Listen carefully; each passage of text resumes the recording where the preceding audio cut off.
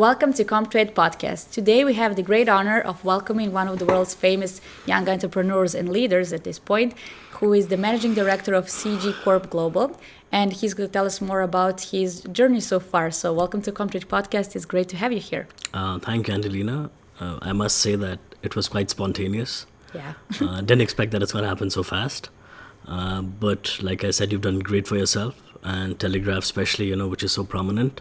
And I'm happy that I'm actually here with you today, going to share a bit about my experience. And nothing gives me a greater pleasure than actually sharing my own life experience with the people out there. Thank you. It's great to hear that, and that we had time to organize this today. It was really a quite busy day, but we managed to do it. And a holiday, right? Yes, exactly, and a Sunday. Yeah. But still, I'm sure that our audience is very curious to find out more about your journey. So can you tell us, how did you come up? I mean, how did you manage to get into this position where you're currently at? What were some key motivators, and how was your overall journey so far?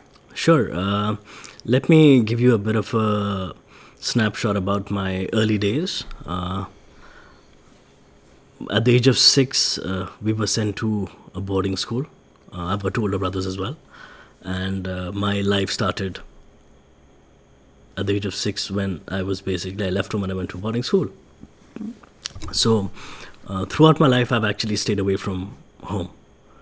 And the best part about my life is what the boarding school taught me. And what it taught me was sportsman spirit and sportsmanship. When you're all by yourself, it's all about survival of fittest. And what I went through in boarding school, now I realize that what it actually means. That's very interesting. So you apply that experience in the business as well? Absolutely. Like I said, you're in boarding school, and you go through all ups and downs, and you got to fight it out yourself. And I realized this is what life is all about. No matter what you're doing, where you are on your own. So my life has been pretty interesting. I till about class 12, I was in India in boarding school. I graduated from the Doon School.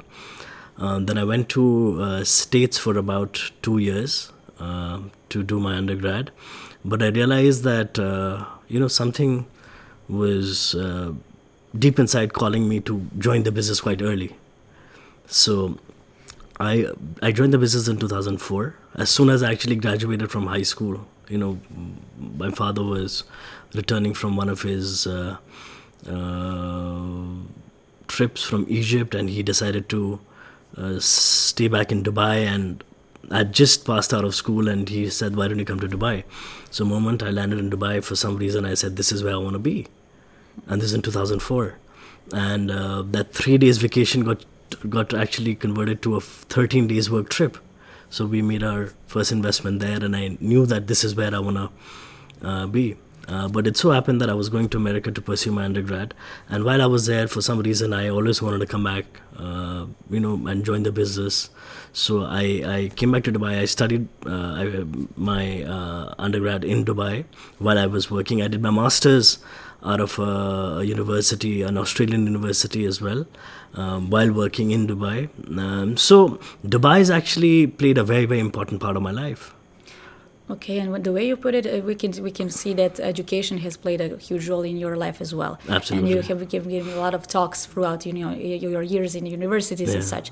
But can you tell us more about the overall education? Like, what are the key qualities that people, why should people value education as much? And how much does education play a big role in your upbringing and business overall? Absolutely. So apart from just education, I would say exposure. Mm-hmm. And I would say the kind of people you actually meet in the journey of education as well. So networking? Networking, I believe, is the key these days. A lot of people say it's not about what you have, but it's about who you know. And which actually is I believe, is coming out to be true. Whatever we sort of learned in colleges and stuff, I had the opportunity to actually implement it, or let's say relate to it, while I was working as well. Because I used to go to work from 9 to 6, and 6 to 10 I used to be in the college. So, whatever I used to learn in the class, I could actually implement it. So the on on the job training. So practice makes perfect, right? That Yes. is something where you have a direct correlation with what you're actually learning in the class. Understood. So that gave me an edge to basically fast track my whole education learning, which I myself made it more interesting. Yes, because for some people, for some entrepreneurs, for example, there's 50-50, opinions. Sometimes they say that you should not, the formal education does not give you that much of a quality as much as you have like the street smarts. So that was my question. Like, how do you think, where does the professional education stand in the value chain of becoming a serial entrepreneur? How far up there is it, the formal education versus the one that you have maybe through networking or through something informal? Yeah, so education, like I said, has played a good and an important part of my life. But what has played more is, education can teach you. Yes. But until and unless you yourself have the self-driven attitude and the passion to do things, that Yes. is what is going to take you far. Yes. And what drives you? What is the key motivation inside of you? What do you find is a key driving force that you have inside of yourself? Okay, so you see, when I look at my father, he is the man who's built this group, and he has taken it global. Now, for me to think that what he's done and the platform he's given us, if I don't multiply it, I would consider myself useless. So the passion comes from that nature of thought that I need to probably surpass what he's built. So you see, the origination of passion comes from that thought that you know where your destination is. So you know your purpose. I know my purpose. And I know what I want to do in life. So I'm absolutely clear about where we want to be. I absolutely know where our companies are going to be in the next 3, 5, 10 years. And that is exactly how we possibly work in a more structured and a professional way. So maybe let's explore the company and what you do, because the CG Global Corp Global currently handles more than 100 brands, Absolutely. if I'm correct. So Yeah. can you tell us more about, you have a couple of verticals, tell us more about the business itself and your position within it. How do you see it in the future projection? Sure. So I've got 2 older brothers as well. And we have about 10, 12 different verticals.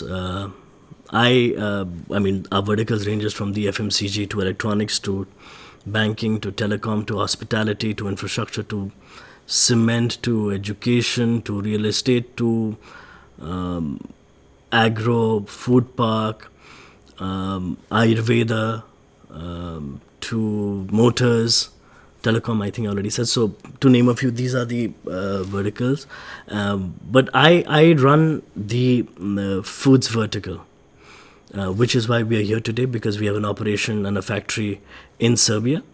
In Ruma, we make noodles. So I handle the noodles business outside of Nepal, globally. And I handle the cement business in Nepal. Apart from that, I look after my real estate business, a bit of my agro and food park business. And also, Nepal possesses a very high degree of natural herbs. So a bit into herbs and Ayurveda, the Yes. natural herb-based medicines. Interestingly, my focus has been to drive the mother brand of ours, which is YY. That's the noodles. We do about 3% of the total world's production. So we do about almost 3 billion packets a year. We are in about 50 countries. Including Serbia, right? Absolutely. And, Serbia is very strategic for us because this is a place which basically covers the entire Europe, Balkans, Baltics, and even, in fact, we export even to the Americas from here. So we export to 40 different countries from Serbia. And we feel that our presence is only grow more and more here. We are actually blessed to be here. We've got such a good workforce here. The government is always supportive of what we are doing. And This is what probably is part of our overall global expansion strategy. That Serbia becomes a gateway for us for the entire Europe and neighboring other countries. Yes. And similarly, India, we have about 13 plants, which is for India predominantly, and there's a little bit of export from India as well. We have in Kazakhstan for Central Asia. We have in Bangladesh, and now we are setting up in Egypt for Africa and Egypt. So everything is moving well as per our global expansion strategy, and I've got a good team. We run professionally, and I'm happy that the returns in terms of our growth that I'm seeing year in year, that also builds on to my confidence level. Of course. That the effort you put in, you actually get to see the results as well. Yes. And I purely dedicate this entire results and let's say the outcome to my team. Yes, and then you mentioned a couple of times your family, your brothers who are also managing the business. And while mentioning your family, we have to mention the man who started it all, of course, who was here and to visit your father, who is the first billionaire from Nepal. Right. And he was in a visit of Comtrade a couple of years back. Right. And we talked about the whole global expansion that we are seeing right now also unfolding, and you're a part of it as well. So can you tell us how it's like to keep the business running, and maybe tell us key messages and key lectures, let's say like that. What key takeaways from here? What did he teach you? Is it a discipline or some other key qualities that you possess? What did he learn you? Yeah, I can actually visualize as you are asking this question. Yes. The things that he's embedded in us. Yes. Number one is discipline. Even you said it. Yeah. If you yourself are not disciplined, how can you make the company disciplined? Number two is time management. You got to make sure and you got to believe that every second of your life is important. So when you value time, automatically things fall in place. And it's all about managing time. You manage time for work, for family, for holidays, for going out and talking to people, networking. So it's all about how you conduct yourself. And second and thirdly is purpose. You need to know from within that what you are doing, you truly enjoy and cherish it. But like you met my father and he was also here, I'm actually quite happy and I'm thankful to you that you've thought that I'm worthy enough to come here and talk to you. Because, for us, he's a legend. Yes, he truly is. And you embody what he teaches you, definitely. Yeah, you exactly. Embody his passion and spirit. Exactly. So he's a legend. And for us to have him day in, day out is a blessing. No matter how much hours we put in, he is always 2 steps ahead. Because, he's built this group literally from scratch. So he knows exactly the pulse of the group. And the level of guidance and the level of monitoring and farsightedness. Vision he has. He's one of the visionaries. Yeah, visionary and farsightedness that he is. It just helps our journey to be more fun. So how important do you think is mentorship throughout business as well? Once we touched upon his phenomenal mentor as well. Absolutely. So, we have this concept of guru. Mm-hmm. I don't know if you know. Yes, of course. Yeah, so he is a guru. Now, guru means a mentor. Yes. Yeah, so it's important to have a mentor in life, and for us, having him as our guru, our mentor, is something which is God sent. Yes. Yeah. To imprint the key values. So it's really, really, really good that you mentioned this as well, and we, of course, value him as our business partner and a friend as well. And to close up the interview, because you shared really inspirational talk right now, and it reminds me of talks that you give, with lots of students in the different universities. They really relate to you. The way you speak is really authentically, so they immediately grasp the whole concept that you have. And so because it comes from the heart. So can you tell us more about what do you value in when you see students and young entrepreneurs, aspiring entrepreneurs? What are some key things that you value with them, and what would you advise them in their journey ahead as entrepreneurs? Absolutely. When I got into business about 18, 20 years back, I don't think so we were in this digital world that we are in now.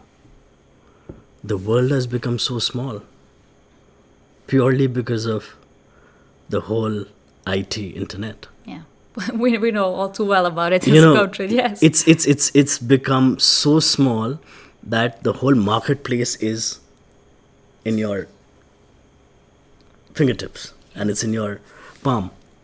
Kids these days, they probably are far ahead than us or what we used to be. They're far ahead.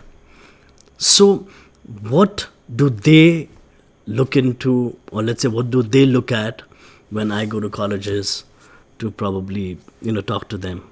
They just need to revalidate what they're doing, what they've learned is right, whether the path that they've chosen is right. And after my formal talks, my interaction and stuff, every time I make sure that I take out time to spend time informally with them. Absolutely, yeah. To get to know them, speak informally. Absolutely. Yes. And you'll be surprised, there are so many people, they probably were thinking that, fine, we want to join business, we want to be entrepreneurs. But when I talk to a few of them, they've actually changed the course and they became something else. Mm-hmm. And they're flourishing now. Because you got to listen to your heart. Yes. Find your purpose. You got to listen to your heart. You got to enjoy what you do. If you don't enjoy what you do, you'll go into depression. Everybody out there is probably looking at becoming an entrepreneur themselves. The whole thought process has changed. It's not like, I got to go here, I got to get a degree, then look for a job. Out here, people, the way they think has changed. That's what I think. Yes, in the digital era, you think. In the digital, yes, absolutely. They're born differently. Yeah, they're completely born differently, that they think differently. Mm-hmm. And a lot of them I've seen end up doing something totally different to what they've even thought of. But do you think this makes it easier for them, or it makes it more difficult because they have more options to pick from, but then sometimes they can be more, easily bored, or in today's world, it's competitive. Yeah, exactly. That was my It's competitive, and it's so competitive that even if for a second you lose sight, you're out of the race. Because it got faster and it was absolutely more saturated. So you got to be ahead of the race. That's why you have to go on updating and advancing yourself. Perfect. And then one of the key takeaways is also networking. You said you shared which I feel is most important. I mean, half my life goes in networking, to be honest. You can ask my father. Yes. Yeah. Yes, even today we spend a lot of time, networking and talking about new ideas, and that we come up with a podcast. Thank you so much for your time, for all of these key takeaways and really inspirational talk that you shared yet again. Yeah. And we really look forward to seeing you another time at Complete Podcast. And I wish you a lot of happiness and a lot of, success with the business in Serbia, but also globally. Right. Thank you so much for having me. Like I said, short time, short notice. But good conversation. It's always good conversation with you. Thank you so much. Good to hear that. Yeah.